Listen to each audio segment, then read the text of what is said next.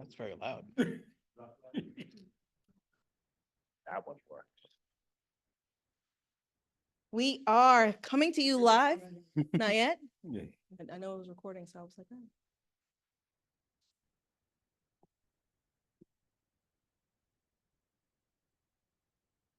No. Hi, everyone. We're about to get started. Thanks for joining. We know folks are still coming online on Zoom, taking this time this afternoon. Thank you for joining us.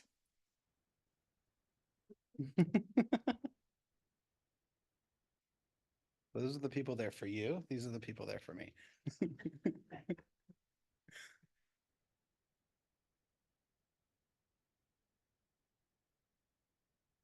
We need some house music. Mm. I didn't mean house music like DJ style. I meant like house music like music played in the house. I totally went there. Yeah. That's what I thought. I was thinking house music.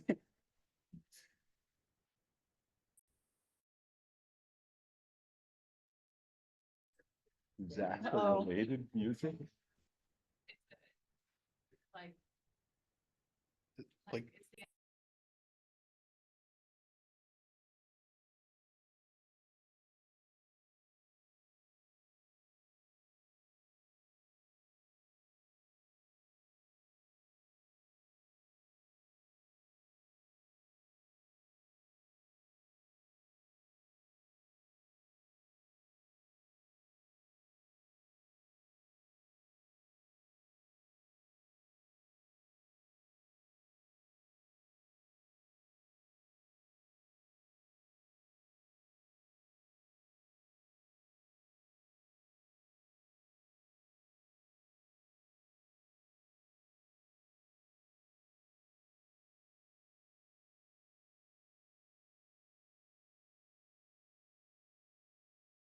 There'll be more.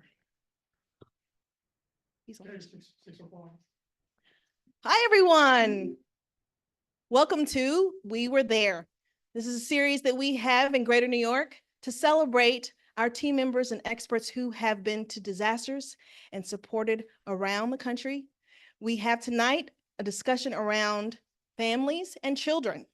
Thank you for joining us and enjoy the panel.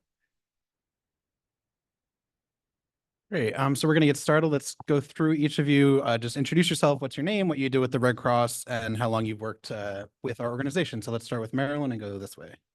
Okay, my name is Marilyn Vallejo, and I've been with the Red Cross 28 years. I am a licensed clinical social worker, and I do DMH, SAF, recovery work, little bit of everything. I even cook sometimes. So thank you for having me. Hello, my name is Karen Schlendorf. I'm the Disaster Mental Health Coordinator for New York City, which keeps me very, very busy, I have to tell you. I have been with the Red Cross a little over 10 years. Dottie Breyer, who was kind of a legend around here, is the one who recruited me and never let me leave. And eventually I took over Dottie's position as the coordinator. Didn't replace her, but I did take over the position. And thank you for having me. Hi, everybody. My name is Alex Poku, and I've been with Red Cross almost 10 years this October, so not quite as long as you guys, but getting there, I guess. And I've been in preparedness, and since joining Red Cross, I think that's pretty much all I've done is preparedness. So I do a lot of presentations and youth as well as adults. So I'm glad to be here tonight. Well, great. So I think to kick it off, we're here to talk about families and youth and how we help families and youth during disaster and before disaster strikes. So let's go through and for each of you, what was the first time you remember noticing a specific need to help families and youth with regard to disaster? So let's start with Alex and go that way. All right. The first time, I think when I joined Red Cross, and there wasn't a lot of kind of youth-based programs and preparedness. And the first introduction was pillowcase. So I was fortunate enough to go to California for training for pillowcase. And when I came back, I think our first pillowcase presentation, we went to a school somewhere in Metro New York North, and we had about 600 kids. And it was the first time I saw how excited the kids were to see somebody telling them about preparedness, and also how exciting the program was to them. And I think from then on, I just kind of like, I got the bug and never stopped. My experience for the first time of really seeing the need to help children and family is a little different. I almost immediately began working in the casework office. I would come in one day a week. Thursdays were my day. There was a disaster mental health person available each day for anyone who came in after a disaster for some assistance. So I got to see firsthand what had happened to them, how they worked with the caseworkers, what the DAT responders had done, how thankful the people were for everyone who showed up at the scene. And if they needed a little extra emotional support, I was there to provide that. And it was extremely eye-opening, both from the adult perspective, but also with all the children that would come in tow, because at that point, many of them didn't have anyone to leave the children with. So I would be working with the entire family. It was invaluable experience. In 96, I was working for the state of New York, and there was an airline crash in Long Island called TWA. And the governor decided all of his mental health workers were going to go and get involved. And that's where I met the Red Cross. So I was like Jerry Maguire that had me at hello. And I joined the next day. And one of the things that we were doing was working with the families and the children involved in the airline crash. The airline crash happened at the end of Long Island, which I don't know if you are familiar with Maimonides, but they put the families in JFK at a hotel there. So there was that disjointiness that was going on. And if anybody knows about the politics of back then, we're talking 96, you had New York City, Nassau County, and Suffolk County. Well, Nassau County and Suffolk County coroners didn't always agree with things. So the families unfortunately got caught up in all of that. And Mayor Giuliani at that time and Governor Pataki actually had friends that were on that flight. So it became like a three-ring circus, and the families, and again, the children got caught up in that. And that's when we kind of, especially with airline crashes, when you have such a horrific event and the recovery period is so much longer to being able to do that. So that was the first time that we realized that we had a unique experience. Egypt Air happened before that and things like that, that the Red Cross, we had to kind of look at what we were doing with children, especially, and families, because the adults are involved in trying to find out information. And sometimes they forget the children. And so we had to kind of rewrite a lot of our training around that, around age appropriateness, how to include the children, have the children also feel safe and listened to. And that was kind of a goal that we set as we move forward with that. And I should be remiss. I should introduce myself. I'm Ned Klein. I'm a communications manager in Greater New York. I've been here about a year, so glad to be with you, and thank you all for joining us. So back to the actual content of the show that we're all interested in. So you were mentioning the airline crash in 96, and sort of that was, were you saying that's the first time we were thinking about sort of children having different needs during a disaster, or could you sort of maybe expand a little bit on what you were seeing that made you think about that? I think, especially in New York, it was the first large airline disaster that we've had. And the uniqueness was that was in the water, you know, off the coast. And the uniqueness is that the intensity that's going on and the stress around all of the things of the media, just like 9/11, same thing. Your children have not been through this before and they don't know how to handle it. And parents not necessarily know how to talk to their children. During 9/11, we had to go on television and really talk to them. We have news 24/7. And the kids are watching it by themselves, so they have questions. I know that after 9/11, I was in charge of the mental health component in Nassau County, and I left my home and I went to the deli to get coffee before I went to the Red Cross. And I walked in and it was like the TV was on, and it was almost like watching the old Japanese movies where, the smoke and so it was that re-traumatization daily by the television that we had to start recognizing that that's something new we had to deal with. And those are some of the differences that we have. And there's a difference between a man-made disaster and something that we're not sure why it happened. And that's the big differences, psychological differences when we're looking at different disasters. Yeah, and Karen, I think you also worked with kids and high-risk youth for a while. So from your perspective, sort of what are the unique things that children might be dealing with when it comes to disaster, either man-made or natural?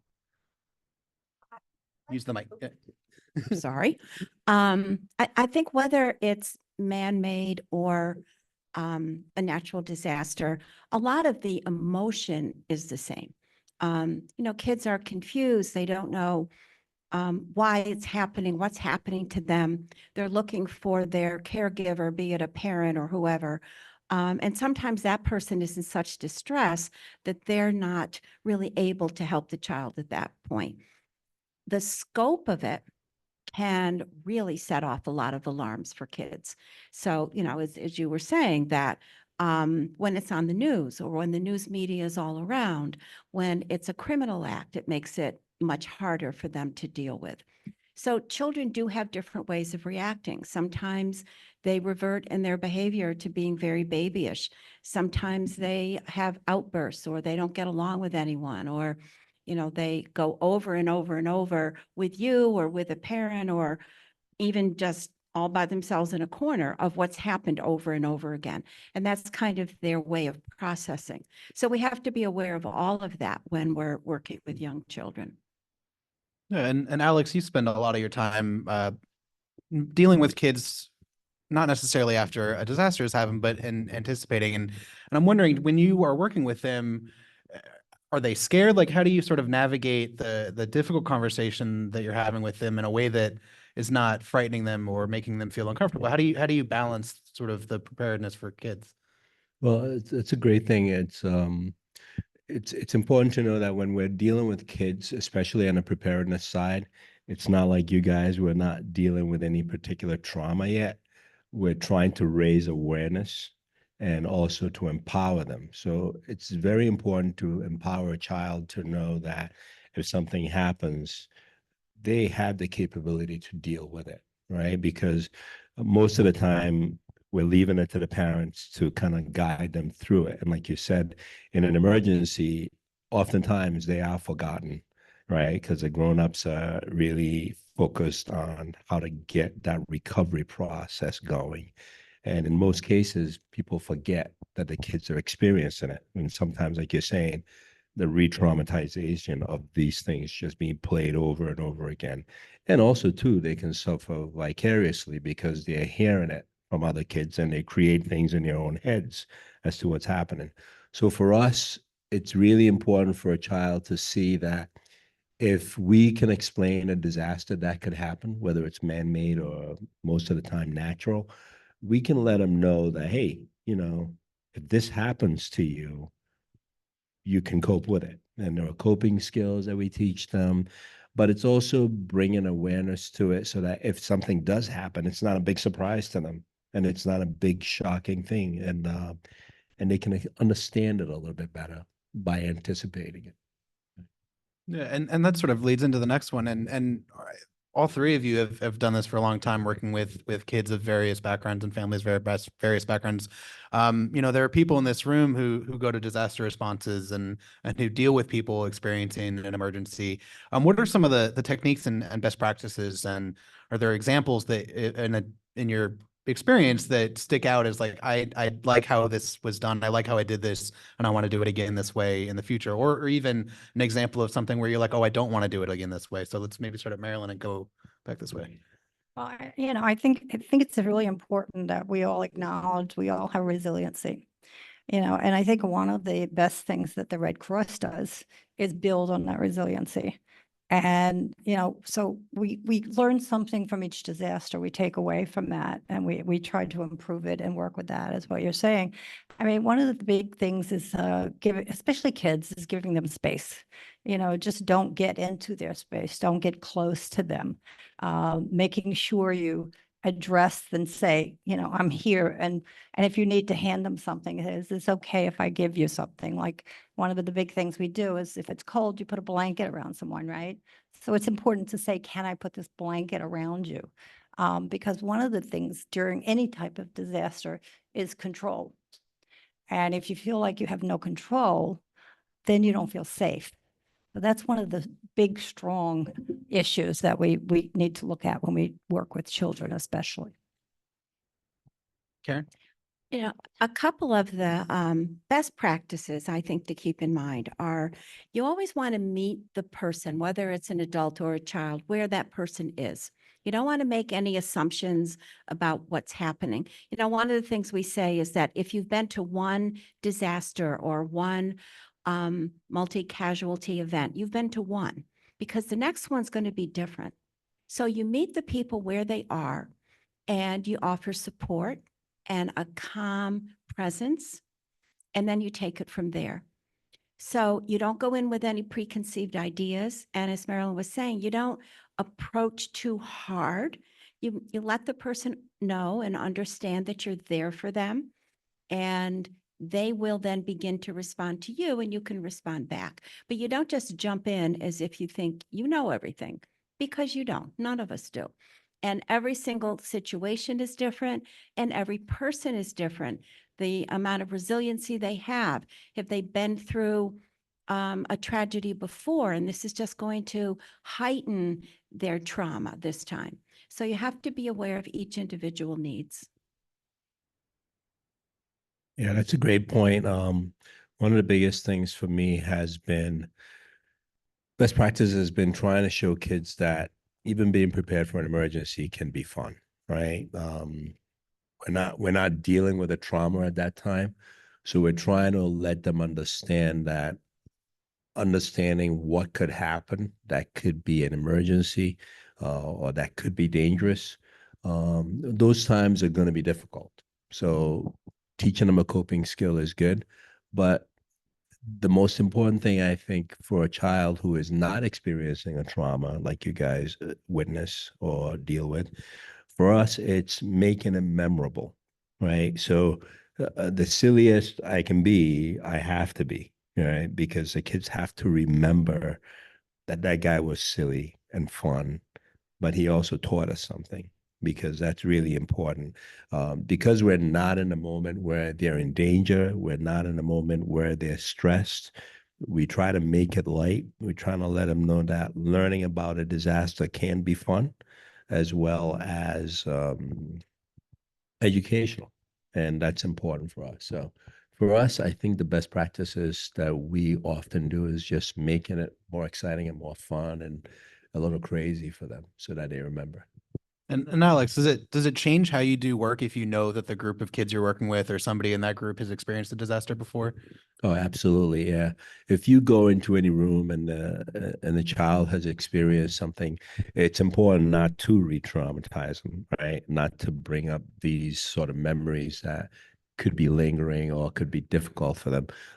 So oftentimes we will ask a teacher, especially if we're in a school, are there any kids who have experienced any of the things that we're going to be talking about? And then what we do is we try to make it a generalization, because what you don't want to do is try and teach a kid, well, this is what you should have done, right? So what do you think we can do differently next time? What do you think you want to teach your grown-ups? And our premise is always around having the kids feel empowered enough to teach their grown-ups something. So for us, when you're dealing with a child who has been through something like this before, in a way, kind of separating them from everybody so that we're not teaching them something they haven't experienced before, because they have, but having them tell us what their story is and sharing that with us if they want to. Yeah, just to add on to that, you know, it's important that you ask questions before you go. Try to find out as much information, prepare yourself as much. When we work with the military, same thing. Before we go, we want to know if that child's lost a parent, you know, during their deployment or something like that. But that in all levels, when I go and I'm a manager, when I go out on a disaster, and I expect the people who come in to ask questions, and I expect to give them information to prepare them to be able to do their job and give the best service for our customers that we can. And Marilyn, I'm wondering, because you have done this for a long time, and I think in a variety in a variety of capacities. So how do you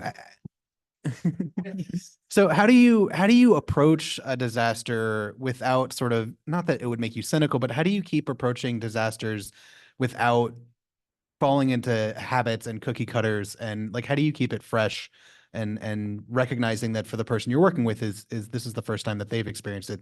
How do you balance that experience that you have with sort of what's going on in front of you? I personally feel that anybody who volunteers for the Red Cross comes in with a plus for me. And I think anybody who wants to volunteer has a place in our organization. At different levels that I've dealt with. I mean, I, like everybody else, have thought at one time or another that I couldn't leave because it's not going to be done as well, you know, and we get that in our head. I remember doing 9/11 that I was working full-time for the state of New York. I was with the Red Cross full-time, so I was working those hours. I would go to work and I would leave work and go right to the Red Cross. I live about a mile and a half from the chapter.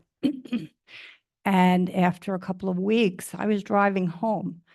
For me to drive home, I had to go straight, make a right, make a left, and I would be home. At 2 o'clock in the morning, I was leaving, and I all of a sudden didn't know where I was at. So I wasn't doing self-care. And I think one of the major things that the Red Cross has to do is to enforce self-care. That it's almost like when I teach, I talk about the airline. When the stewardesses talk, what's the first thing they tell you to do with the oxygen? Give it to yourself first, because you can't help someone else if you haven't helped yourself. So I think that's, if we do nothing else with our volunteers, is give them that skill with their resiliency to work with that. Karen, I'm wondering if you have thoughts on self-care and making sure, and sort of how do you keep yourself in a position where you're able to continue helping people and giving them the same energy and the same compassion that you did on the very first time you deployed? Yeah, I think that's a very important point. You know, we always talk about that we're helping families and we're helping children, we're helping our clients, but we're also helping our workforce.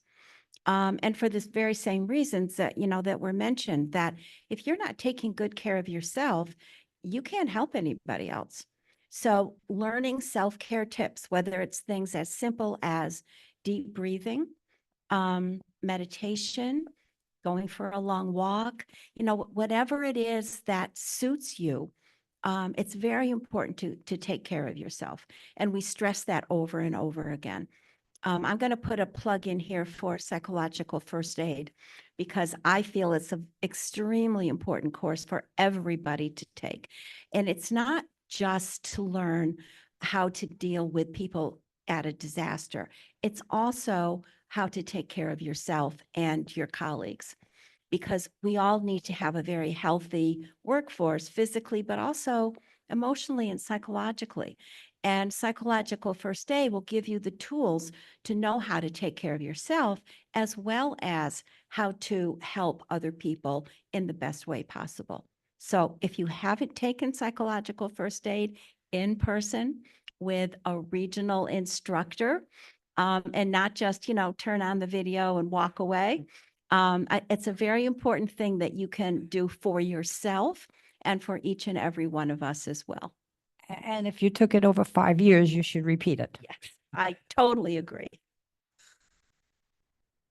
Yeah, I couldn't agree more. And with regards to self-care, that's been one of my biggest questions whenever I hear people come back from deployment. And I can remember one particular instance where we had Tiara Yeomans had come back from a very long deployment in Greece. And she was back and she's telling everybody, and everybody's really excited to find out how she did and all the things she did and how she helped people. And I only wanted one question, and my question to her was, how was it being away from your regular life for that period of time? Now, people deploy for 3 weeks, to 6 months. But when you just came back from Hawaii and spent like 6 months there, and I don't know how people can prepare themselves to be that distance or that a length of time away from their regular life. So yeah, self-care is extremely important because if you deploy at any moment and you're not ready, like you said, if you can't put the mask on yourself first, how are you going to help somebody else? So as Red Crosses, I think it's a great point for people to be ready, so that your family is kind of set, that if you do deploy to go and help somebody, you're not sitting at your deployment worrying about, geez, I should have done this first. This should have been taken care of. This wasn't done. And you're questioning yourself because then you can't really help anybody because your mind isn't where it should be. So as far as self-care goes, I think it's extremely important that people do that. When we go to do a presentation for police officers, and it's almost like you have to question yourself, geez, what am I possibly going to tell a cop or a firefighter that they don't already know? These are the people that protect us in an emergency. And the most important thing that I tell people that we train is most cops, most firefighters will go and do the job and protect and save other people, but they haven't really done their own homework at home. They don't have smoke detectors, right? They're not ready to take care of the family. They just go and do it. And that's as Red Crosses. I think when people see me in a Red Cross van, they come up and I'm like, hey, I've got water. You want some water? And I'll give them water. So it's almost like preparedness is always something that you have to be involved in because you can't help anybody if you're not prepared to help not just yourself, but anybody else. And it's important to prepare your family. You're going to be away. And I think it's also very important to remember when you come back, the first day or two, it's fine telling your story, but then your war stories get old.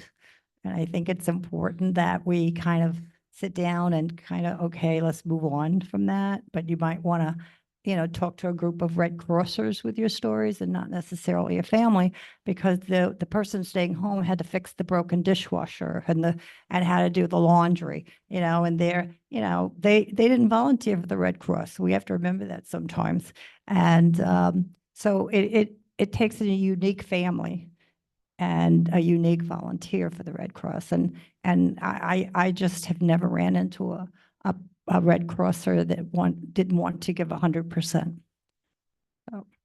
And I wonder if we can sort of pivot a little bit, because it's really easy to sort of get focused on the big disasters, the one that grabbed the headlines, the ones that were on 2-week deployments, 3-week deployments.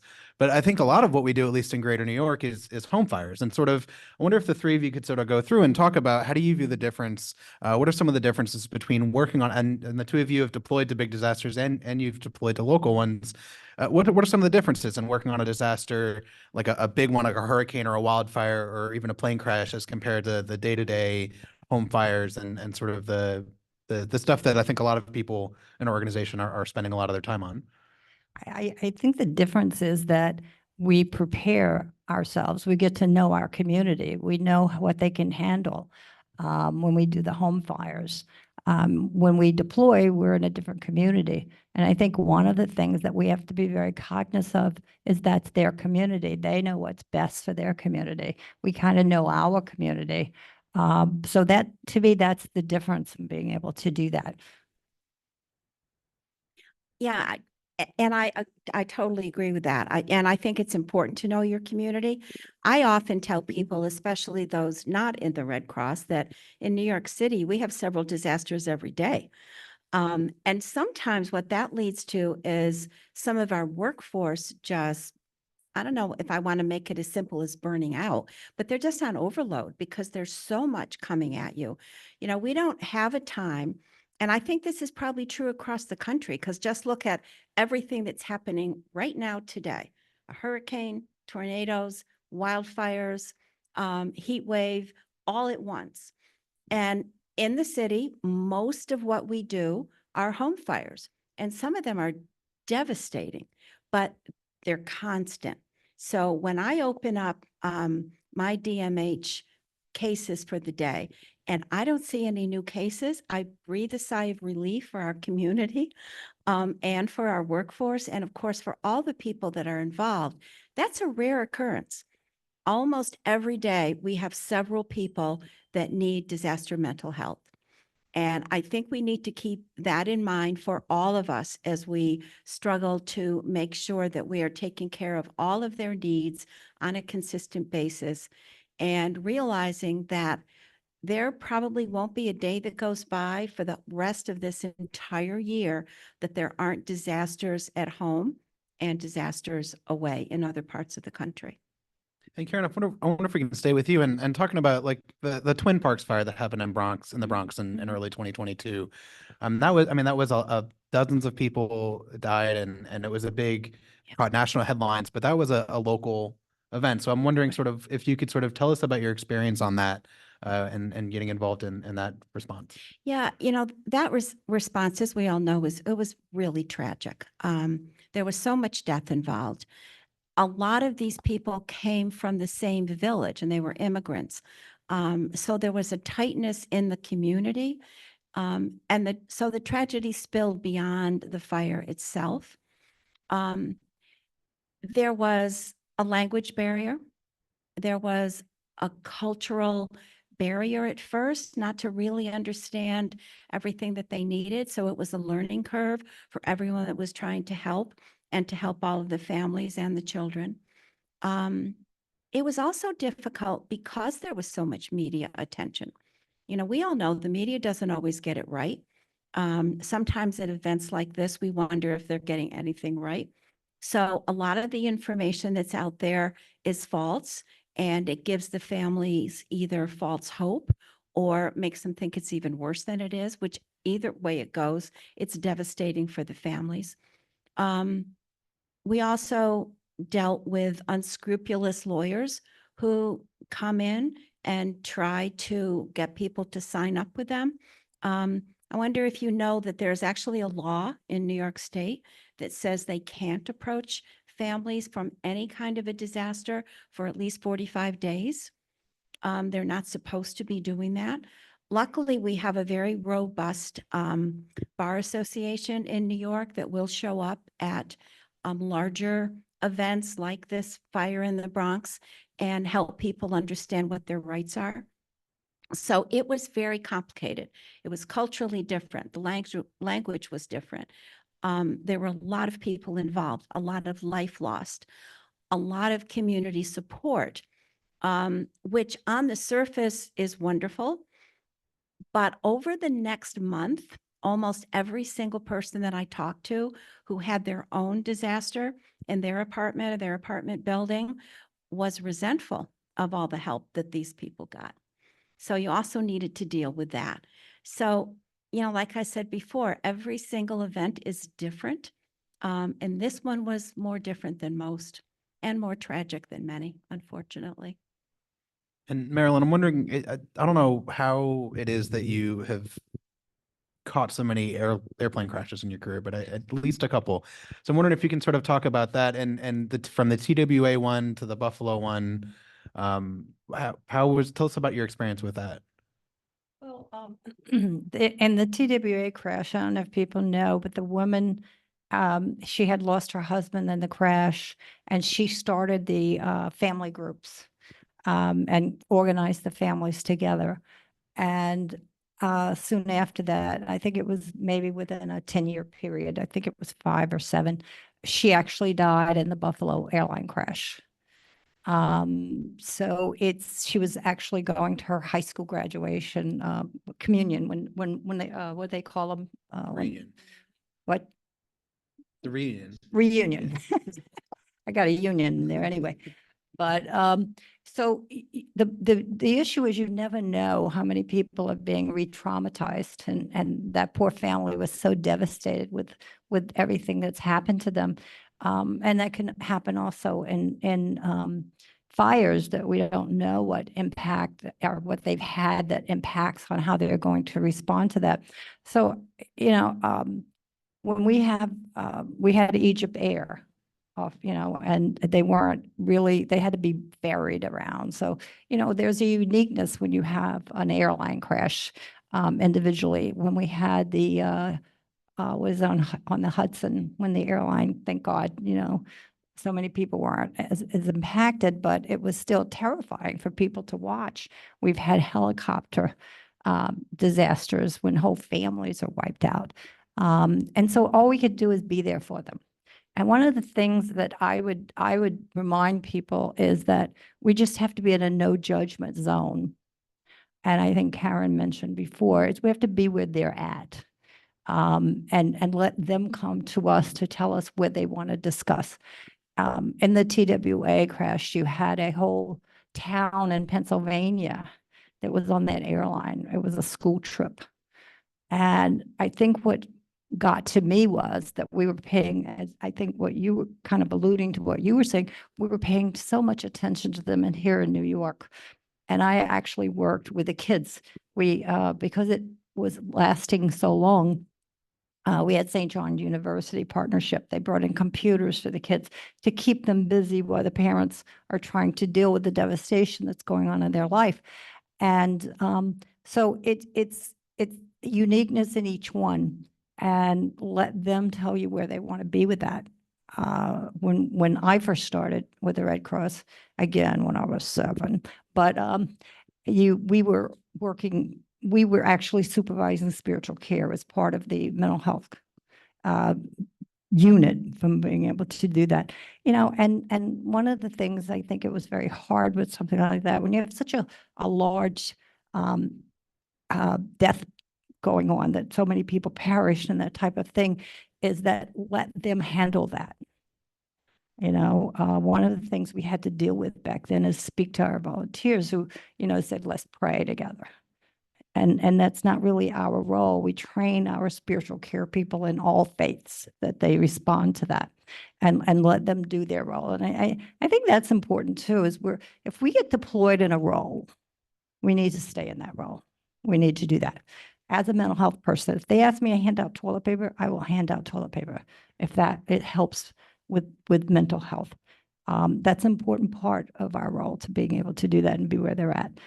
One of the things when I was in, I think it was Alabama, we had a lot of volunteers that were judging, because when, with Katrina, I'm sorry, was it with the Katrina? One of the things, a lesson learned, is that we used to give them $2,300. And we would give them that for housing so they could move out of the shelter. And what we learned from that is that they weren't using that money. They were using that money to live day to day. So when it was time to leave that shelter, they didn't have that money. So that's why we changed the way that we house people now. We went to the vouchers and those type of things and prepared. So we do learn from each disaster, the uniqueness from that. And that's, to me, that is the resiliency of the Red Cross, that we learn and we make those changes. I just want to add something to that. You spoke of that, the family that had that dual tragedy. Off the top of my head, sitting here, I can think of 3 families that I've worked with in the last 5 years who have been burned out of 2 different places.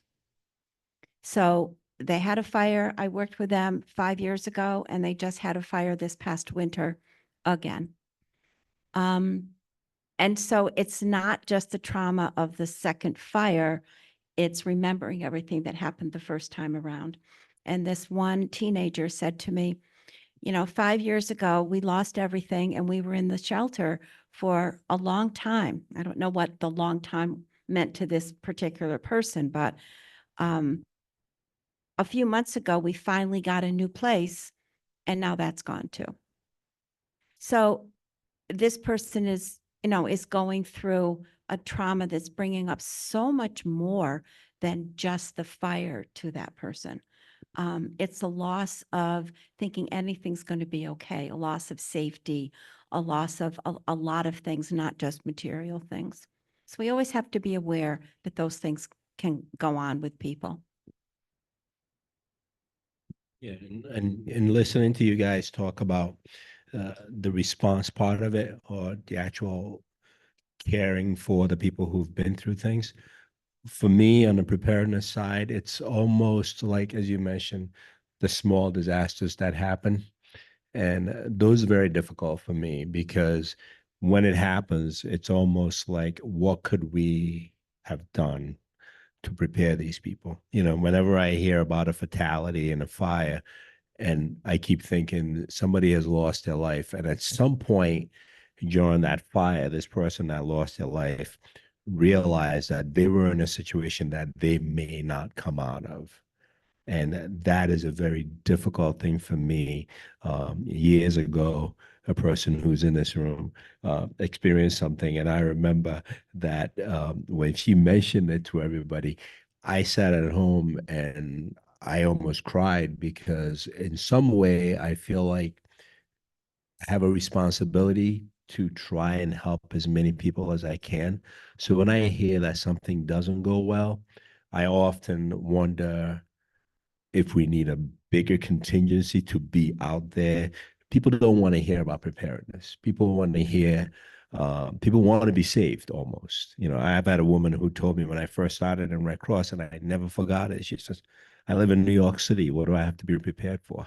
And one of the biggest things that we teach people is, because you live in New York City, you need to be extra aware. You need to be even more prepared. And, there's a certain sense of complacency because we see so many firefighters and we see so many police officers and there are ambulance crews everywhere. Everybody feels some false sense of security and they're not taking any ownership of what could happen to them. So whenever I hear about a disaster like the fires in the Bronx and I hear about any fatality, there's a sense that we should have been there, and I have this thing that I often, it was a saying that I saw in the Mineola building and said, get to know us before you need us. And I really want to live by that motto because I love that. I didn't know anything about Red Cross before I joined. And since joining, it's been almost like I feel like a mission for me to try and teach as much as we can about preparedness, because when people are in those situations, it always comes back to certain people made mistakes, and they made mistakes because they were unaware of what to do during that emergency. And that's a big deal for me. So that, unlike you guys where you're there helping them, for me, I feel like when there's a small disaster and it's a fire, not an air crash or anything like that, but things that hopefully people could have done something differently, it really does strike at my heart.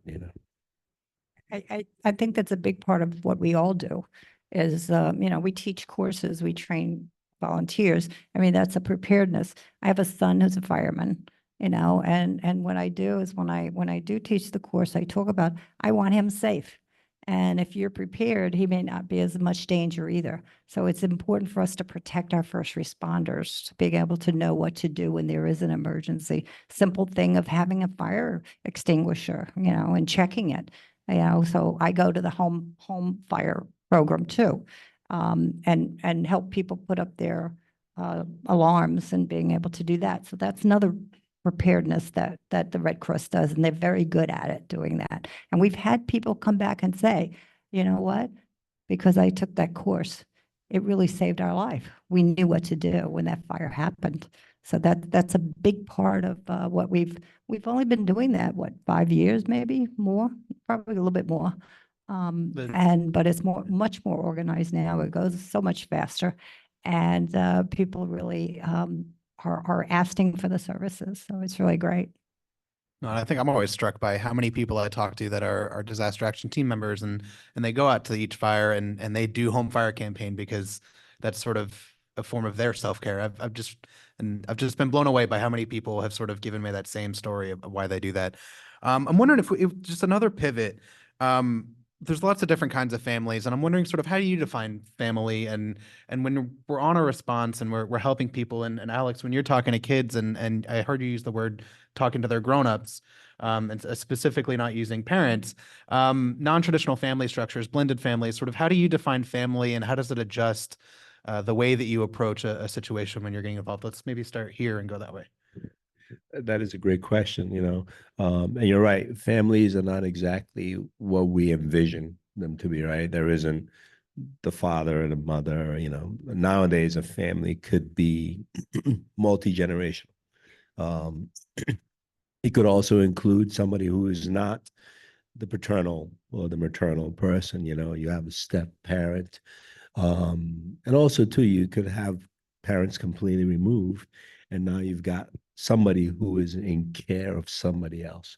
And to me, that defines your family, right? There is somebody that you rely on to take care of you, and then there's somebody that you are taking care of, that they are in your care.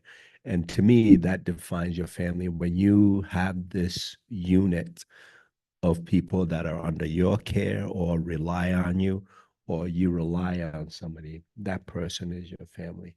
So in some ways, when we go to do presentations, I feel a part of that, because when kids are asking me questions that they are not able to ask their parents, we live in New York City. Everybody is busy.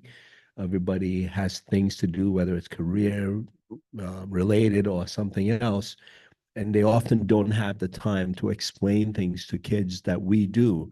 Sometimes when we're talking to the kids, it's the first time they're hearing that warning, hey, touch the door before you open it if you see smoke. And it's not that they're grown-ups aren't willing to tell them that. Sometimes the grown-ups just don't think of it. And when you come to different families and the different dynamics that make up a family, those things are not the priority, right? The priority is food on the table, a place to live, is there heat? Can we cool ourselves when it's extremely hot?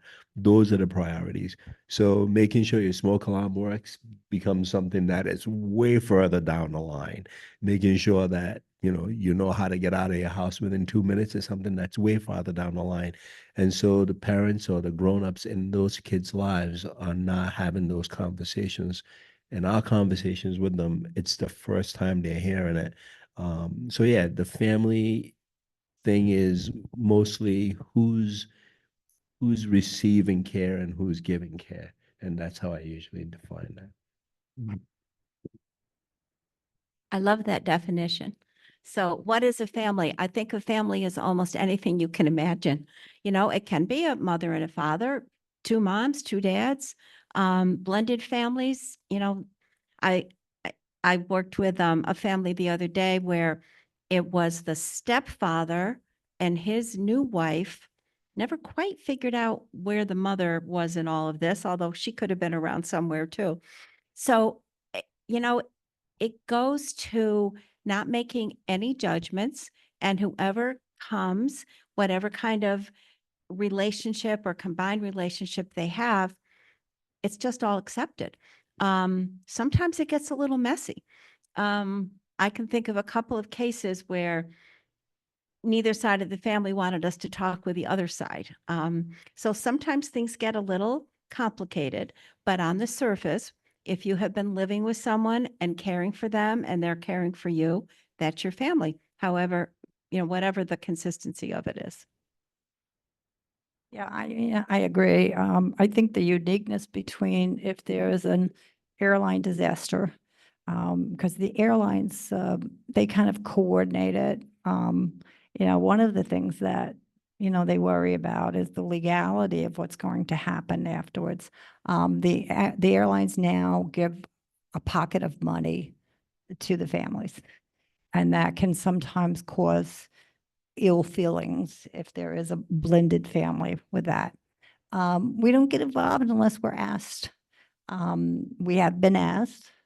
So that's a uniqueness there. And I find it's big in the military families.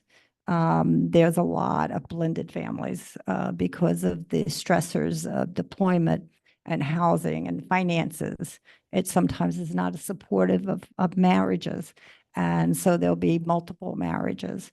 So when they come together, it's how do they communicate and how do they build those skills to be able to build a strong family unit, because there may be children involved, and usually there is when there's a conflict. But it is one of the, again, we do preparation. We have these resiliency groups and we talk about that. And they share with us about their blended families and how they communicate. And we talk about communication skills, and that's what's really important. So it has changed the definition of what a family is. It used to be the father, the mother, the children. Now grandparents are raising the children. You have, in the military, you can have both parents deploy. So the grandparents or the uncles and aunts or someone else is taking care of that child or those children from being able to do that. And they actually have given over authority to that person who's back, because God forbid something should happen, they have to have the authority to make decisions. And that doesn't always go as well as it should, being able to do that. But again, one of the important things is that we know that there was an issue. We started working with the military families around 2011. And we train our mental health people to be able to work with them. And the military, the Department of Defense, the Red Cross, specialties had gotten together and put together these modules. And they're around communication, resiliency, and coping skills. And so that's how we kind of, when we talk about, the pillowcase and we talk about the psychological first aid, well, that's what we do with the military. We do a workshop on mind, body, and wellness. We did it from 5 years old through adulthood. We have what's called a buddy system, where we have an adult and a child together and we run a group, and around coping and communication and listening skills. That helps more than anything else. So that's kind of where, to me, the changing of the family units and how it's evolving and how we're dealing with it in the Red Cross. And I think another interesting component, we had talked earlier about it, is when you're in a family where somebody has high medical needs, and when you're working with kids who don't have those needs, but who are in a family where they might not be getting all the attention that they would want as a child. And I think, Alex, you probably, and I think, Karen, in your professional work, you probably came across a lot of, so maybe go through a little bit of that, and sort of when you're working with families and children in those families where there are varied needs and varied capacities for attention, sort of how do you handle that type of situation, and mitigating the stress of that child so that they're receptive to the messages that they need to hear. And maybe we'll start with Karen and then go this way and that way. Sure. I think the one thing you're going to hear over and over again is you meet the person where they are, and each event is different.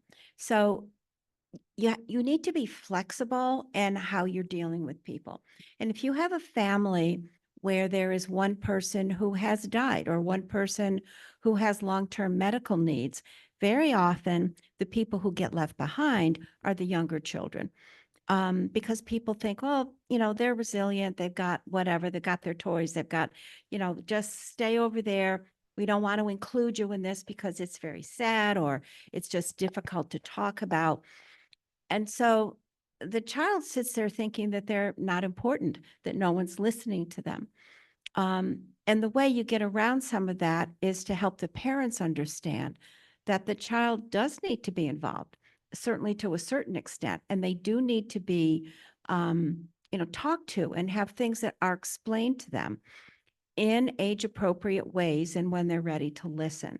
So there's all of these caveats, but knowing that everyone in the family needs attention, including all of the children, is a message that we try to get across to the adults involved.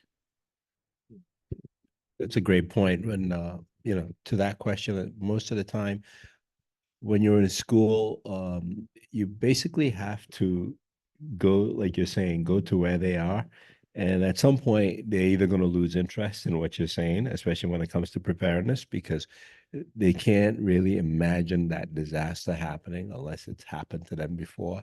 So at some point, you can make it as fun as you can, but when they've lost interest, you have to stop. You have to stop feeding that to them. So when it comes to preparedness, you just have to know your limit. Because if they're not paying attention, they're not paying attention.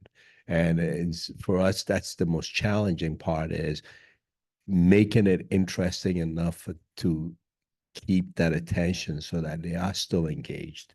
So whenever we get new volunteers that come on to Preparedness and we tell them, hey, you're going to be dealing with youth, there's a little bit of acting involved, right? You're going to have to be silly. You're going to have to put that fear of embarrassing yourself aside. And there's a little bit of self-deprecation humor that goes on. There's a little bit of, you're an adult, but you're going to have to put it aside and be silly in front of these kids. And that's something that's always challenging to new presenters, to seasoned presenters, because when you lose a kid and they're not interested, they're not interested. So that's a very interesting and a very kind of challenging way to keep them motivated. Oh, I think that parents sometimes forget the kids hear more than we think they are. And it's better that they hear it up front than the whispering that goes on around to say, oh, they can't hear this, but they've already heard it. And as I said before, there's television 24/7 being able to do that. When we had the Iraq War, we never had so many soldiers come back with traumatic brain injury. So TBI became a very big thing when they were reintegrating into the community, going back with the families. And so what we found was that there was isolation because of the medical conditions. The people can't get out as much, so they were not going to support groups. And when they go to the veteran centers, sometimes, down south and the Midwest, they had to drive over hundreds of miles to get here.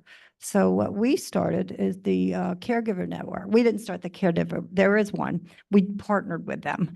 And what we started doing is, because of COVID, we started doing virtual workshops.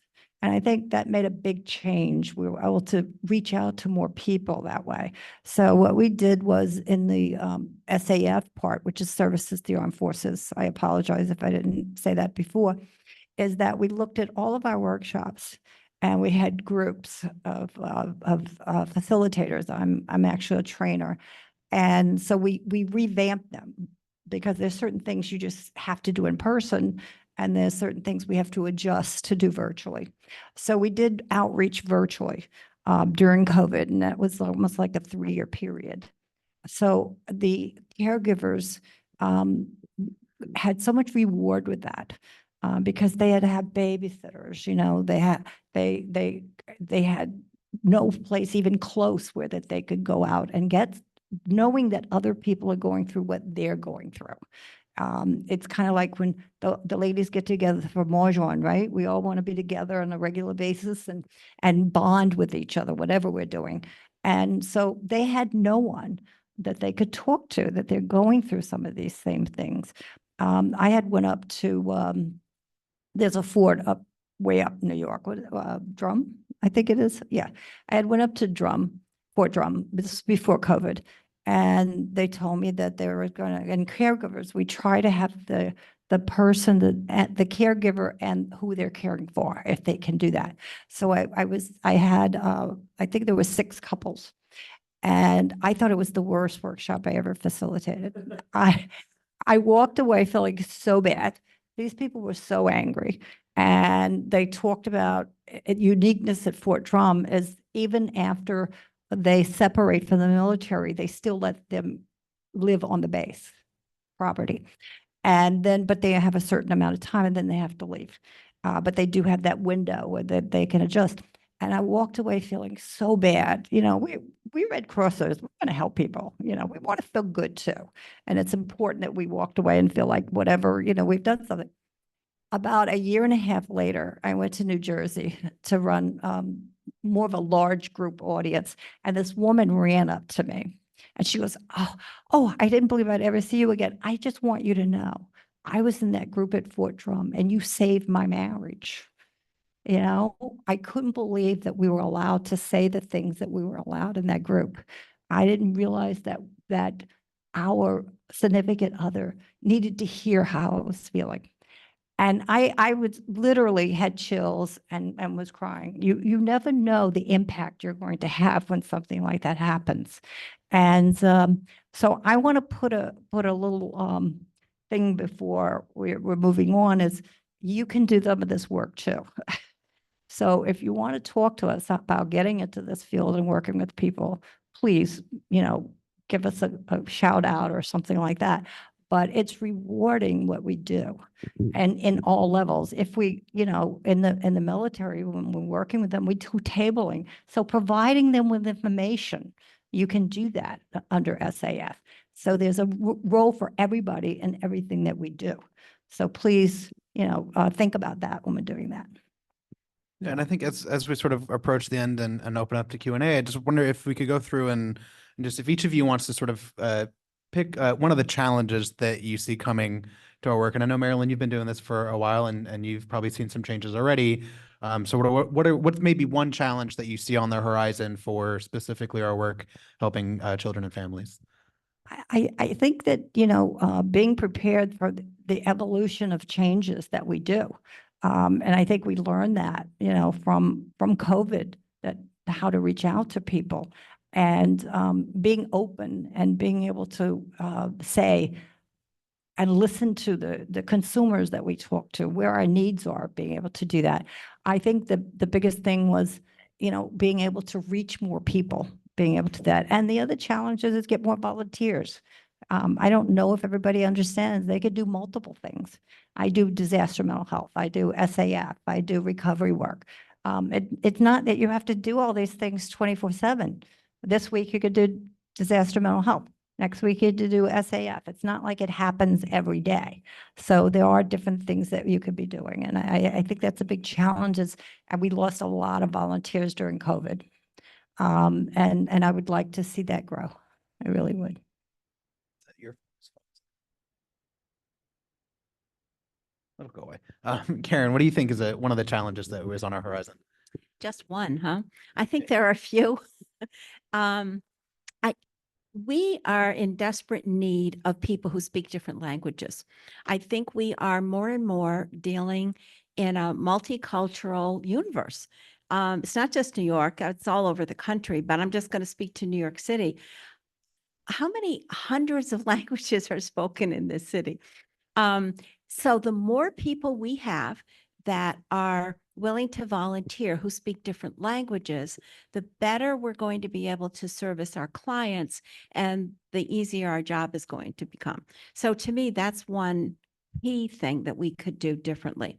So when I'm working with clients in DMH, and I don't speak the language, and sometimes their languages I've never even heard of. I have a translation service that I can call, but that's a poor substitute for someone who actually speaks the language, is familiar with Red Cross, understands the nuances. So that's one that I think is really very important. And the other one is, as we go through the next few years, 10, 20 years, we're going to have more and more disasters that happen in a more frequent timing. And to the point, I think right now, someone had said that we're almost always in gray skies. And I think now we're going to be in double gray skies. So we need more volunteers. We do. We need a larger volunteer workforce, hopefully that speaks more than one language, which I do not, to help us cope with this. And so that we're not stretched quite so thin. Thank you. And I think that's a great point.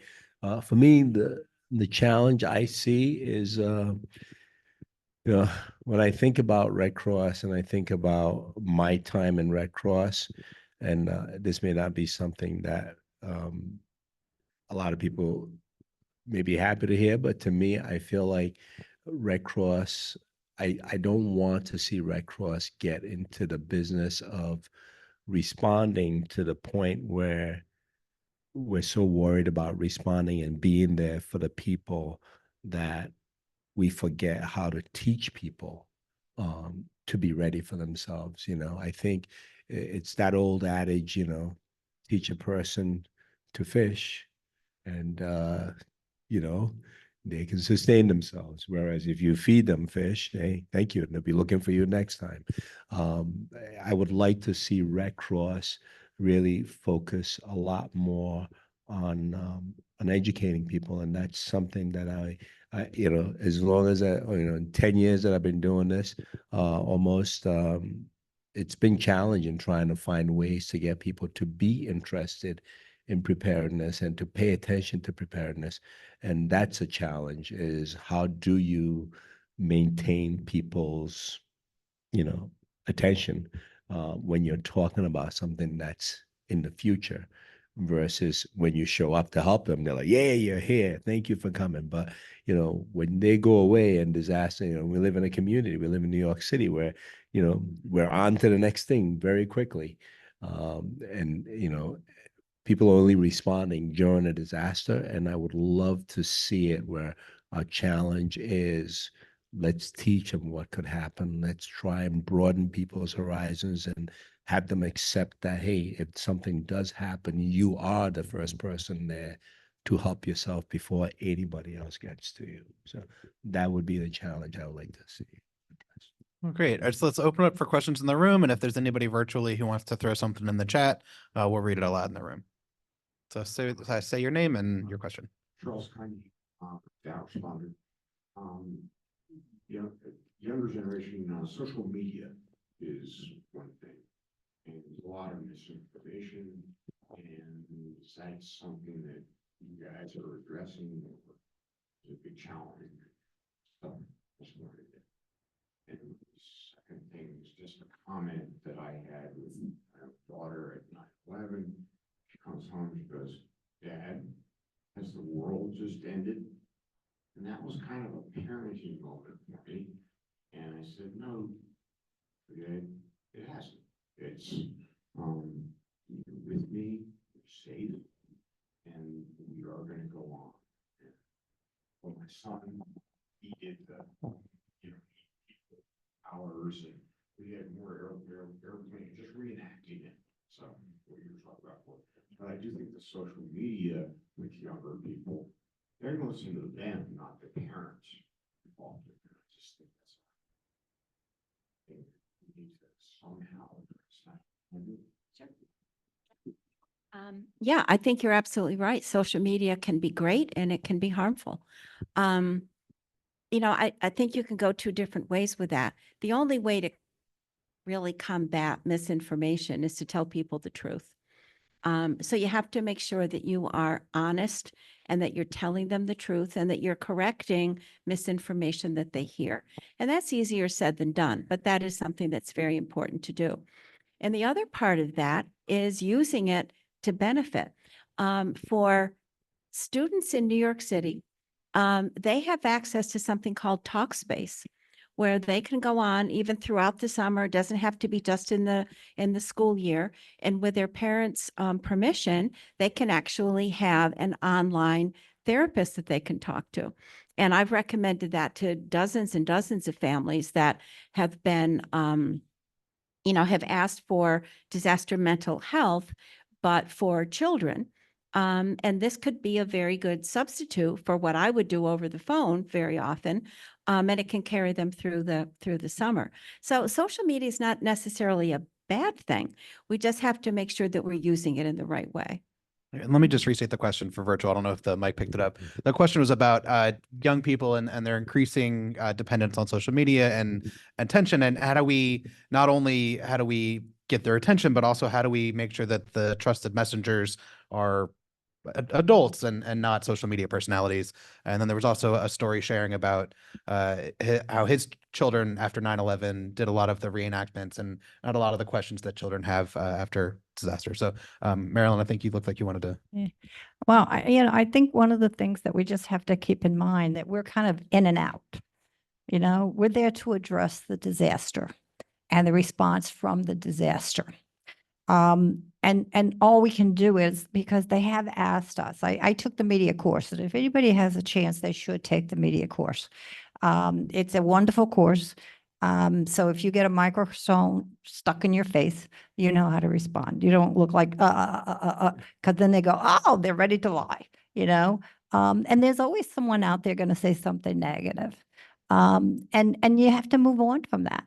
But we can only take on so much responsibility. And as long as we are giving good service, as long as we're there to say to them, we're here to try to make it safe for you and in this environment. We're here to get you through the disaster, and that if we stick to that, I think we're in a safe zone to be able to do that. We're not going to cure the world.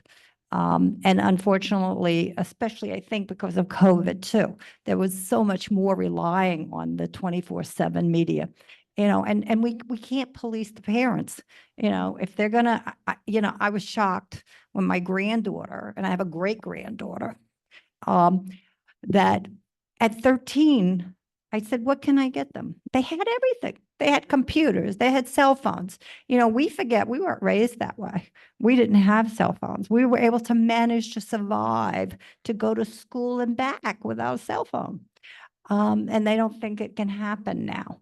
But we also have more children that have challenges in their lives than they ever had before. And we accept that.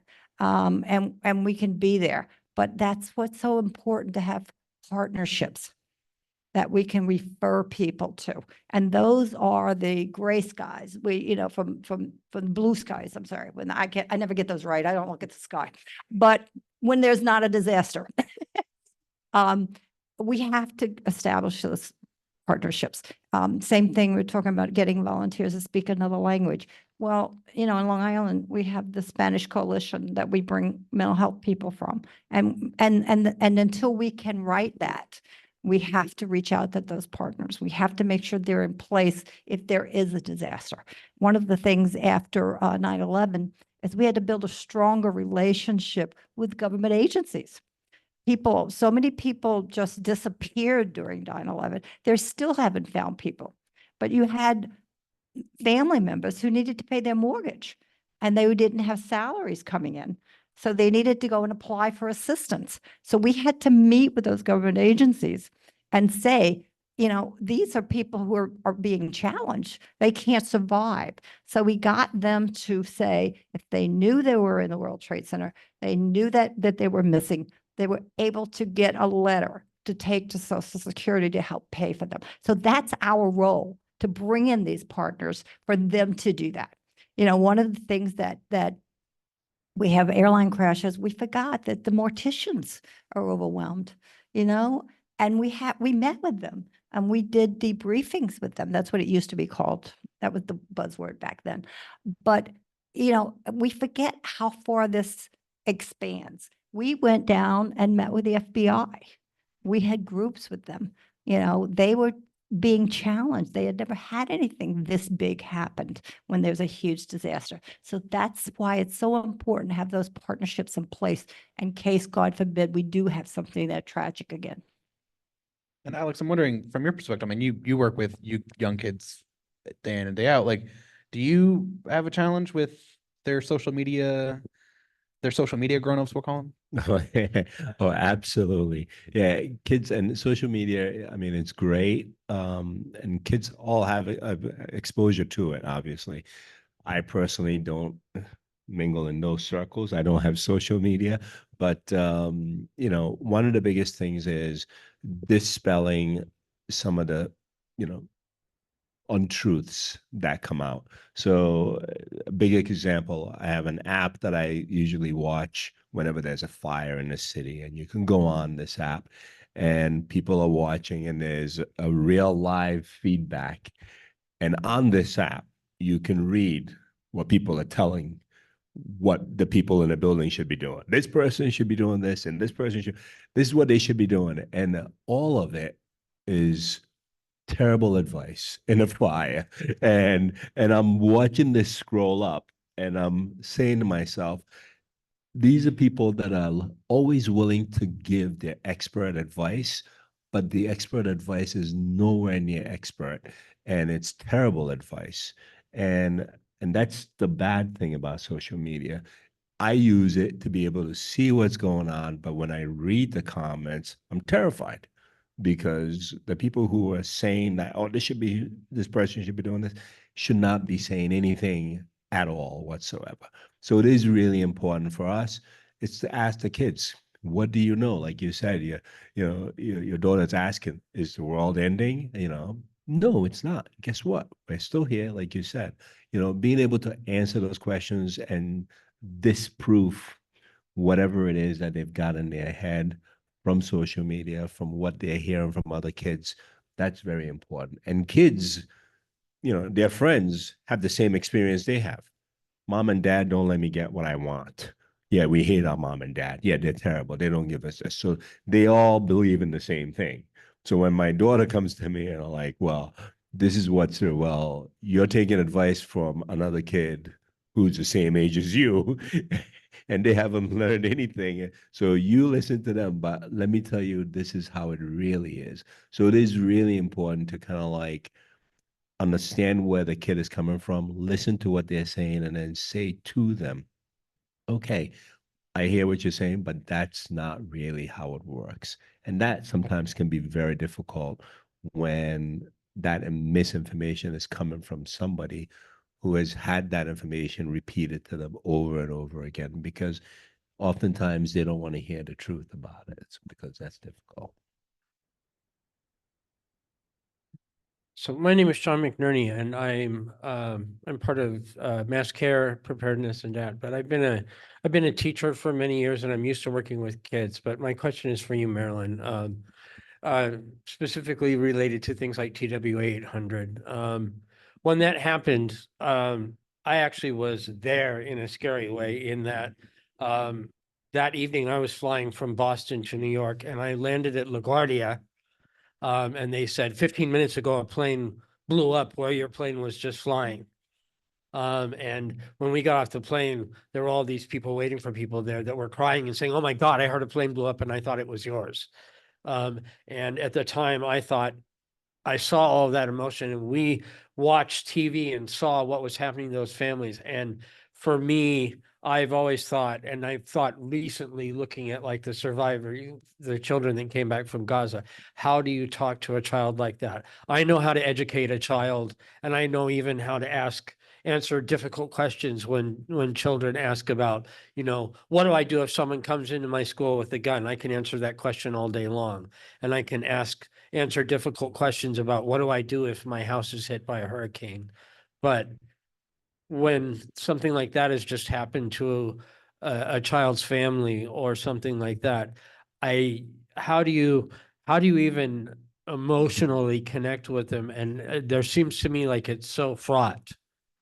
Or if a child has been through that degree of trauma, how do you strike the balance between, you don't want to run up to them and hug, you want to give them their space, but you don't want to be cold and impersonal. And, I always think when I think of bad adult reactions to trauma, the first thing that always comes to me is George Bush 9/11 in the school, and how do you find the appropriate way to show them the support they need without leaving them,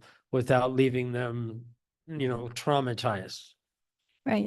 One of the things that we don't want is to traumatize them or give them more questions than what they started with. So it's important to say, how are you doing and what can we do for you? And lead with that and see where they go with it. I think one of the things is as parents and as caregivers, which is what we are as Red Cross, we're caregivers basically, and we want to fix things. And sometimes the best way to fix things is being a listener and distractor. And it's one of the things, the reason we have, toys around for the kids. And again, with the TWA, they lost brothers and sisters. There was a whole town. And one of the things that I forgot to say is, this town in Pennsylvania, what got to me was we're here to support them, but they had to go back home. They had to go home and they'll see the same dishes in the sink and the bed's unmade and their child is not coming home to them or their parents are not coming home to them. And one of the things that we have to be very careful of is how anyone, and I have girlfriends and people who've lost loved ones and they go on Facebook and, it's been years and they still put the anniversary and how much I miss you. everybody grieves differently. And we have to be in a no judgment zone. And we need to say, I hear you. And that's very important to do, is I'm hearing you. But what can I do for you? You know, and in a way that leaves it open to them to have their own space and they can control that. And it may not be that they're going to talk. And that's okay too, you know? And again, as Red Cross responders, we have such a short amount of time to reach out to them. And again, partners, we refer them to the partners. We can't make them go. You know, like the old saying, you can take a horse to the water, but you can't make them drink from that. And we have to move on, because if we keep worrying, we can burn out. You know, so we can only do our training, we can be there, and we can hand that off to our partners to be able to do that. After 9/11, everybody and their brother got grants. You know, there were mental health clinics all over the place with specializing people, you know, kids only that lost somebody in 9/11 and World Trade Center. So the community responds in their own way. And they're going to take over that part. You know, one of the things when we teach disaster services, you know, it becomes a higher level if the community can't handle that. So that's when we bring in national, being able to do that. You know, whatever the community can't handle, we have to bring in reinforcements, but we have to think at it globally. So the community has to partnership and learn from that, and being able to bring in people and taking care of their community. Because we're going to walk away. If I go to Alabama, I got to come back home, you know, and I can only give as much as I can in Alabama, because then I have to go reintegrate into my life and move on with that. Does that make sense? Okay. And I like to know one of the main tools in our arsenal at Red Cross is the magic potion in the 8-ounce bottle on the table beside you there. That is one of the main Right. psychological first aid. Right. tools. And it's very meaningful. When you hand someone a thing of water, that's saying, I care about you. Here you are. And you don't ever know what that impact is going to be from doing Whether that. they're thirsty or not, it's just Right. saying, you know, when there was a really bad Mott Street fire when it burned the whole building because of Eli Sort. And after all the residents were gone and all the fire trucks were leaving, there were these two gentlemen standing across the street crying. And they turned out to be the owners of the store that caused the fire. Yeah. And Red Cross doesn't do housing for store owners, but they were just crying, and me and the other responder were there, walked over with 2 bottles of water, and it just said, you know, hey, you want some water? And then wound up just holding their hand. And we 5 minutes. we service everybody. Right. And they went from crying to just breathing deeply, and they said, hey, here's our number. We've got someone you can call, and they can just give you someone to talk to and figure out what are you gonna do next. And that's a great point. You know, we service everybody. Yeah. So we have a comment. Somebody, Alex, totally agrees with you about retention of volunteers and keeping people interested, and is suggesting that we have language classes too. So I think there's consensus on that. Maybe we can, what is it, Duolingo? Maybe we can do some Red Cross Duolingo. So if anybody, I don't know if anybody has closing remarks. I know we've sort of talked a while. It's fine if not. Great. So thank you all for tuning in for tonight's panel discussion. I hope it was informative. If anybody has any follow-up questions, ideas for future panels, please email media.gny@redcross.org. That's media.gny for Greater New York at redcross.org. So thanks again for coming, and I hope you all have a good evening.